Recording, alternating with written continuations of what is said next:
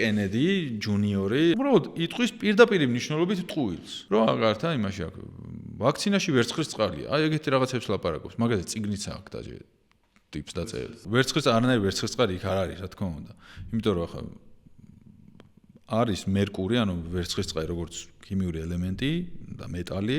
არის ეთილმერკური არის მეთილმერკური რა ახლა სხვადასხვა ქიმიური ფორმულა აქვს სხვადასხვა ის აქვს ერთი თევზში აღმოაჩენდა იმას მართლაც აქვს ახლა ტოქსიკური ეფექტები მეორე არის უბრალოდ დამცავი რომელიც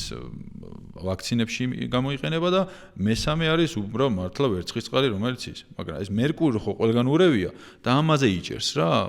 იმას რა ქვია მთელ დეзинფორმაციულ კამპანიას მარტივი ანალოგია რო გავაკეთოთ ნატრიუმი ქლორი და ნატრიქლორი რო ავიღოთ ხო ნატრიუმი არის მეტალი და არის წყალში რო ჩააგდო ტოქსიკურად აფეთქდება